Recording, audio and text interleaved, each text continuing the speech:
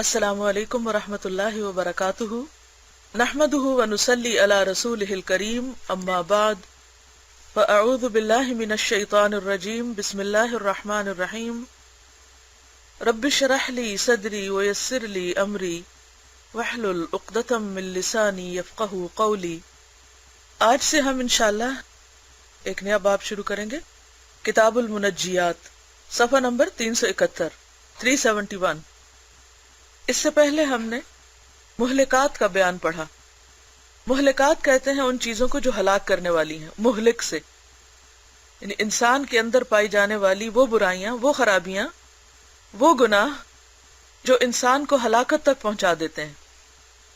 لیکن اس کتاب کی ترتیب اتنی خوبصورت ہے اور اتنی بہترین ہے کہ انہوں نے صرف مہلکات کی نشاندہی کر کے چھوڑ نہیں دیا، بلکہ اس کے بعد منجیات کا ذکر کیا ہے۔ منجیات کا لفظ جو ہے یہ منجی سے ہے اور منجی نجات سے۔ تو اس کتاب میں یہ ان باتوں کا ذکر کریں گے جن سے انسان مہلکات سے نجات پا سکتا ہے، یا یہ کہ جو انسان کو ہلاکت سے بچانے والی ہیں۔ تو اس کا حصہ اول جو ہے اس میں توبہ اور اس کے متعلقات کا بیان ہے، اور اس کی تقسیم آپ نیچے فہرست میں دیکھ رہے ہیں۔ وقت آنے پر انشاءاللہ ہم اس میں سے ہر ایک کو ڈسکس کریں گے۔ تو آئیے ہم شروع کرتے ہیں فصل اول، توبہ اور اس کے متعلقات۔ متعلقات کا لفظ جو ہے یہ متعلق سے ہے، یعنی جو بھی جن چیزوں کا توبہ سے تعلق ہے۔ معلوم ہونا چاہیے کہ گناہ محبوب سے حجاب ہیں۔ محبوب سے مراد اللہ سبحانہ وتعالی ہے، جن سے سب اہل ایمان محبت کرتے ہیں، اور گناہ ہماری اپنی غلطیاں اور کمزوریاں، اور حجاب یعنی پردہ اور رکاوٹ۔ تو گناہ کیا ہے؟ اللہ سے دوری کا ذریعہ، اللہ اور بندے کے درمیان ایک رکاوٹ، ایک حجاب۔ اور جو چیز محبوب سے دور کرے اس سے پرہیز لازمی ہے، کیونکہ انسان کے اندر کیا خواہش ہوتی ہے کہ جس چیز کو وہ پسند کرتا ہے اس کے قریب ہو۔ تو جب انسان اللہ سے محبت کرتا ہے تو انسان کے دل میں یہ خواہش پیدا ہوتی ہے کہ انسان اللہ کا قرب حاصل کرے، اللہ کا مقرب بنے۔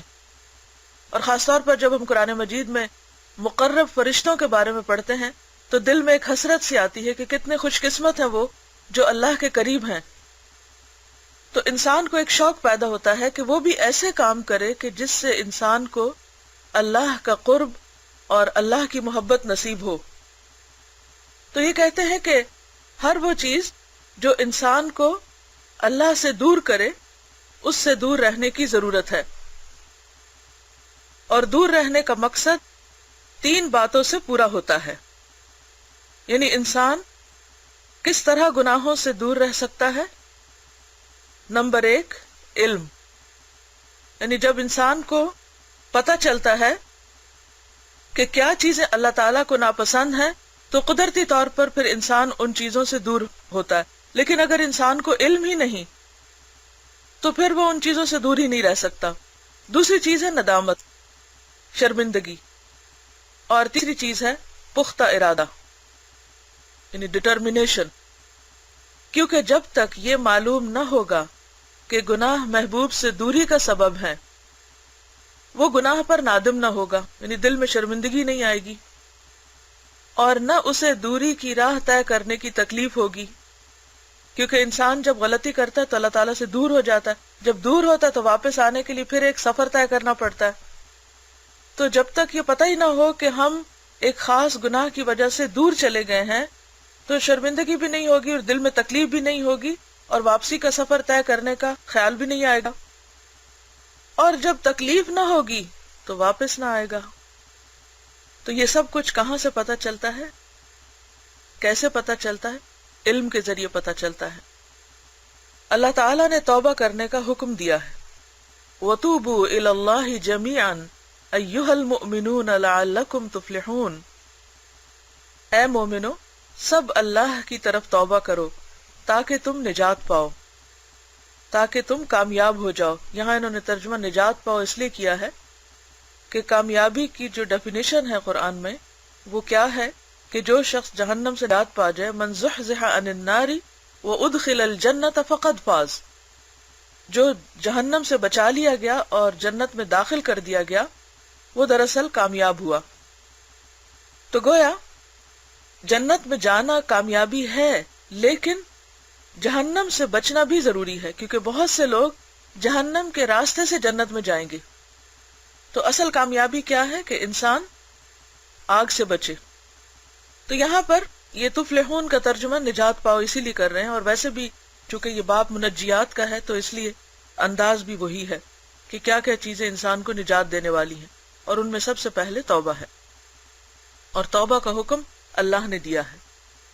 فرمایا یا ایھا الذین آمنوا توبوا الی اللہ توبۃ نصوحا، اے ایمان والو اللہ کی جناب میں خالص توبہ کرو۔ فرمایا ان اللہ یحب التوابین ویحب المتطہرین، اللہ پسند کرتا ہے توبہ کرنے والوں کو اور پاک لوگوں کو۔ توبہ انسان کے روح اور قلب اور دل کی پاکیزگی کا نام ہے، یعنی دل پر جب سیاہ نقطہ آ جاتا ہے یا روح پر ایک بوجھ آ جاتا ہے یا انسان کے دماغ میں کنفیوژن آنے لگتی ہے اور انسان بوجھل ہونے لگتا ہے، تو توبہ ان سارے بوجھوں کو دور کرنے والی ہے۔ تو اسی طرح طہارت جسمانی طور پر ظاہری بدن پر انسان کے جو میل کچیل لگ جاتی ہے اس کو دھونے والی ہے۔ تو یہ دونوں چیزیں جو ہیں ساتھ ساتھ آئی ہیں، ایک انسان کو اندر سے پاک کرتی ہے اور دوسرے انسان کو باہر سے صاف کرتی ہے۔ نبی صلی اللہ علیہ وسلم نے فرمایا اے لوگو اللہ کی جناب میں توبہ کرو، میں ایک دن میں اللہ کی جناب میں 100 مرتبہ توبہ کرتا ہوں۔ یہ کس کا فرمان ہے؟ رسول اللہ صلی اللہ علیہ وسلم کا، جن کے اللہ نے اگلے پچھلے تمام گناہ معاف کر دیے تھے، اور جن کی پوچھ ہی نہیں ہے، اور جن کے دن رات نیکی میں گزرتے تھے، خیر اور بھلائی کے کاموں میں گزرتے تھے۔ اگر وہ اللہ رب العزت کے سامنے دن میں 100 بار توبہ کرتے ہیں تو ہمیں کتنی بار توبہ کرنے کی ضرورت ہوگی؟ صحیحین میں عبداللہ بن مسعود رضی اللہ عنہ کی حدیث ہے کہ رسول اللہ صلی اللہ علیہ وسلم نے فرمایا اللہ تعالیٰ اپنے مومن بندے کی توبہ سے اس آدمی سے بھی زیادہ خوش ہوتا ہے جو ایک بہت بڑے جنگل میں تھا، اس کے پاس اس کی سواری تھی جس پر اس کا کھانا اور پانی تھا، وہ آدمی سو گیا، پھر جاگا تو اس کی اونٹنی جا چکی تھی، یعنی گم ہو گئی، کیونکہ باندھنے کی کوئی جگہ ہی نہیں تھی اس کو۔ وہ اسے تلاش کرتا رہا یہاں تک کہ اس پر پیاس نے غلبہ کیا، پھر اس نے کہا میں اسی جگہ چلا جاتا ہوں جہاں تھا، میں وہاں سو جاؤں گا یہاں تک کہ مر جاؤں، کیونکہ اب نہ کھانے کو کچھ ہے نہ پینے کو، کیونکہ کھانا اور پینا تو اونٹنی پر تھا اور اونٹنی گم ہو گئی اور کہیں اور سے کچھ ملا نہیں، تو واپس اپنی جگہ پہ چلا گیا۔ تو اس نے مرنے کی نیت سے اپنا سر اپنے بازو پر رکھا، یعنی تکیہ بنا کے، اور لیٹ گیا۔ پھر وہ جاگا تو اس کی سواری اس کے پاس کھڑی تھی، اس پر اس کا کھانا اور پانی بھی موجود تھا۔ تو اللہ مومن بندے کی توبہ پر اس سے زیادہ خوش ہوتا ہے جتنا کہ وہ بندہ اپنی سواری دیکھ کر خوش ہوا۔ ایک اور جگہ پر آتا ہے اسی موضوع سے متعلق حدیث کے اندر کہ وہ بندہ خوشی کے مارے پکار اٹھا کہ یا اللہ میں تیرا رب تو میرا بندہ، یعنی خوشی کے مارے اسے یہ بھی یاد نہ رہا کہ وہ کہہ کیا رہا ہے، اگرچہ اس کے منہ سے انتہائی غلط لفظ نکلا اس وقت جو کہ اللہ سبحانہ وتعالیٰ کی شان میں بظاہر گستاخی ہے، لیکن اس کے باوجود اللہ سبحانہ وتعالیٰ فرما رہے ہیں کہ میں اس سے بھی زیادہ اس بندے پر خوش ہوتا ہوں جو گناہ کے بعد اللہ کی طرف پلٹ آتا ہے۔ اس بارے میں بہت سی احادیث ہیں۔ توبہ کے واجب ہونے پر اجماع ہو چکا ہے، یعنی تمام ائمہ، تمام علماء اور صحابہ اور تابعین اور تبع تابعین اور باقی تمام اسکالرز جو ہیں اس بات پر اکٹھے ہیں، جمع ہیں کہ توبہ کرنا لازم ہے، کیونکہ گناہ تباہ کن اور خدا سے دور کرنے والے ہیں، ان سے بھاگنا فوراً واجب ہے، یعنی گناہ ہوتے ہی واپس پلٹنا چاہیے۔ تاخیر نہیں کرنی چاہیے۔ چنانچہ توبہ کرنا واجب ہے، انسان کسی وقت بھی گناہ سے خالی نہیں ہوتا۔ اگر اعضاء سے گناہ نہ کرے تو دل گناہ پر آمادہ رہتا ہے۔ اگر یوں بھی نہ ہو تو شیطان کے وسوسوں سے خالی نہیں ہوتا۔ یعنی کوئی شخص اپنے آپ کو پاک باز نہیں کہہ سکتا اور یہ نہیں کہہ سکتا کہ میں نے تو کوئی غلطی کی نہیں، میرا کیا قصور ہے، میری کیا غلطی ہے۔ حقیقت یہ ہے کہ انسان ہر وقت کچھ نہ کچھ غلطی کرتا رہتا ہے۔ مثلا اگر آپ خاموش بیٹھے اور اللہ کا ذکر نہیں کر رہے تو ایک بہت بڑی غلطی کہ آپ اپنا قیمتی ترین سرمایہ جو ہے اس کو ضائع کر رہے ہیں۔ اسی طرح اگر آپ بظاہر کچھ بھی نہیں کر رہے لیکن آپ اپنے دل میں کسی سے حسد رکھے ہوئے ہیں، کسی کے بارے میں برا سوچ رہے ہیں، تو یہ بھی ایک گناہ ہے۔ پھر اسی طرح اگر آپ نے اپنے دل کو حسد سے بھی پاک کر لیا اور دوسروں کے بارے میں بدگمانی سے بھی پاک کر لیا، تو بھی شیطان ہر وقت انسان کے ساتھ ہے، وہ کوئی نہ کوئی وسوسہ ڈالتا رہتا ہے، کبھی اللہ کے خلاف، کبھی اس کی کتاب کے بارے میں، کبھی اس کے بندوں کے بارے میں۔ تو انسان ہر وقت اپنے دشمن کے اٹیک میں ہے اور ہر وقت اس سے کچھ نہ کچھ کوتاہی سرزد ہوتی رہتی ہے۔ شیطان جو متفرق خیالات، یعنی متفرق کا مطلب مختلف طرح طرح کے بکھرے ہوئے خیالات انسان کے دل میں پیدا کرتا ہے، اسے اللہ کے ذکر سے غافل کرتے ہیں۔ یعنی اس کا نقصان کیا ہوتا ہے کہ انسان ذکر کرنا بھول جاتا ہے۔ اگر ان سے بھی خالی ہو جائے، یعنی بہت اس کا دماغ جو ہے وہ سیٹ ہے اور اس خیالات بہت فوکسڈ ہیں، تو اللہ تعالی کے علم، اس کی صفات اور افعال میں غفلت اور قصور سے خالی نہیں ہوتا۔ اس کا کیا مطلب ہے کہ انسان کا اللہ کے بارے میں علم اور جو معرفت ہے، اللہ کی جو پہچان ہے، اللہ کے بارے میں ہمیں جتنا جاننے کی کوشش کرنی چاہیے ہم وہ کر نہیں سکتے، یا کرتے ہی نہیں ہیں، یا جو کر سکتے اتنا بھی نہیں کرتے، یا اس کی صفات پر غور و فکر۔ تو یہ تمام چیزیں جو ہیں یہ دراصل انسان کے حق میں کمی کوتاہی لکھی جاتی ہیں۔ غرض یہ سب نقص ہیں، نقص کہتے ہیں کمی کو، اور ان سے کوئی بھی نہیں بچ سکتا، کوئی بھی۔ ہاں، نقص کے اندازے میں لوگ ضرور مختلف ہیں، یعنی کسی کا نقص زیادہ ہے اور کسی کا کم، لیکن بہرحال نقص ہر جگہ موجود ہے۔ لیکن اس کا اصل، یعنی نقص کا اصل سب میں موجود ہے۔ نبی صلی اللہ علیہ وسلم نے فرمایا، میرے دل پر غبار سا آ جاتا ہے، حدیث میں آتا ہے انہ لیغان علی قلبی، پھر میں دن میں اللہ تعالیٰ سے 70 مرتبہ استغفار کرتا ہوں۔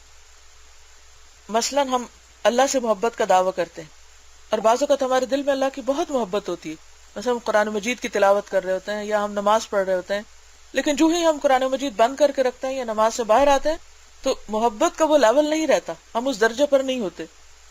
مثلا اگر ہم کسی دینی مجلس میں ہوتے ہیں تو اس وقت ہمارا اللہ تعالیٰ سے تعلق مضبوط ہوتا ہے، اللہ کا قرب محسوس ہوتا ہے، لیکن جو ہی ہم دنیا کے کاموں میں لگتے ہیں تو وہ کیفیت باقی نہیں رہتی۔ اور یہ صرف ہمارے ساتھ نہیں، صحابہ کرام کے ساتھ بھی ایسا ہی تھا۔ اسی لیے حضرت حنظلہ ایک مرتبہ گھر میں بیٹھے ہوئے تھے اور ان کی وہ کیفیت نہیں تھی جو حضور صلی اللہ علیہ وسلم کی مجلس میں ہوتی ہے، تو پریشان ہو گئے اور پریشان ہو کر گھر سے باہر نکل کھڑے ہوئے اور دیوانگی کے عالم میں کہنے لگے، نافق حنظلہ، نافق حنظلہ، حنظلہ تو منافق ہو گیا۔ تو راستے میں حضرت ابوبکر صدیق ملے تو انہوں نے پوچھا کہ کیا ہوا، کیونکہ یہ ایک عجیب بے خودی کی سی کیفیت تھی کہ وہ خود کو خود پکارے، نافق حنظلہ، نافق حنظلہ۔ تو انہوں نے کہا کہ میرے دل کی کیفیت بدل جاتی ہے، وہ کیفیت وہ نہیں رہتی جو حضور صلی اللہ علیہ وسلم کی مجلس میں ہے۔ تو حضرت ابوبکر کہنے لگے کہ میری بھی یہی کیفیت ہوتی ہے، آؤ چلو حضور صلی اللہ علیہ وسلم سے اس کے بارے میں پوچھیں۔ تو دونوں آپ کے پاس گئے اور آپ سے پوچھا تو آپ نے فرمایا، اگر تمہاری کیفیت ہر وقت وہی رہے جو میری مجلس میں ہوتی ہے تو پھر فرشتے تم سے بازاروں میں مصافحہ کریں، یعنی پھر تم انسان نہ رہو، تم فرشتے بن جاؤ۔ یہ بالکل ایک انسانی کیفیت ہے، لیکن بہرحال نقص تو واقع ہوتا ہے، کمی تو ہوتی ہے، دل کی کیفیت تو بدلتی ہے۔ تو اس بدلتی ہوئی کیفیت کا ازالہ کس طرح ہو، یعنی یہ پسندیدہ تو نہیں، پسندیدہ تو وہی ہے جس میں اللہ کا قرب انسان کو نصیب ہوتا ہے۔ تو یہ لکھتا ہے کہ یہ سبب تو بہرحال موجود ہے، اللہ تعالیٰ نے اسی لیے آپ کو اس شرف سے نوازا لِيَغْفِرَ لَكَ اللَّهُ مَا تَقَدَّمَ مِن ذَنبِكَ وَمَا تَأَخَّرَ، تاکہ اللہ تعالیٰ تیرے پہلے پچھلے گناہ معاف فرما دے۔ جب حضرت رسول اللہ صلی اللہ علیہ وسلم کا یہ معاملہ ہے تو دوسروں کا کیا حال ہوگا، یعنی ہمارا پھر کیا حال ہوگا؟ جب توبہ کی شرائط جمع ہو جاتی ہیں تو وہ توبہ صحیح اور مقبول ہوتی ہے، یعنی اللہ تعالیٰ اپنے بندوں سے توبہ قبول فرماتا ہے۔ فرمایا وَهُوَ الَّذِي يَقْبَلُ التَّوْبَةَ عَنْ عِبَادِهِ، وہ اللہ وہ ہے جو اپنے بندوں کی توبہ قبول فرماتا ہے۔ حدیث میں ہے کہ رسول اللہ صلی اللہ علیہ وسلم نے فرمایا اللہ تعالیٰ اپنے بندے کی توبہ قبول فرماتا ہے جب تک کہ اس کی نزع کا وقت نہ آ جائے، جان نکلنے کا وقت نہ آ جائے۔ جو ہی وہ موت کے فرشتے کو دیکھتا ہے تو توبہ کا دروازہ بند ہو جاتا ہے، پھر انسان مرنے کے بعد وہ سب کچھ ساتھ لے جائے گا جس پر وہ توبہ نہ کر سکا۔ جی ہاں، توبہ کی شرائط میں یہ تینوں جو پیچھے گزری ہیں، علم، ندامت اور پختہ ارادہ، تو پھر انسان توبہ کرتا ہے، اور جب توبہ کرتا ہے تو اللہ تعالیٰ اس کی توبہ قبول کرتا ہے۔ اس کے ساتھ ہی ہم اپنا آج کا سبق ختم کرتے ہیں۔ سبحانک اللہم و بحمدک، نشہد ان لا الہ الا انت، نستغفرک و نتوب الیک۔ السلام علیکم و رحمۃ اللہ وبرکاتہ۔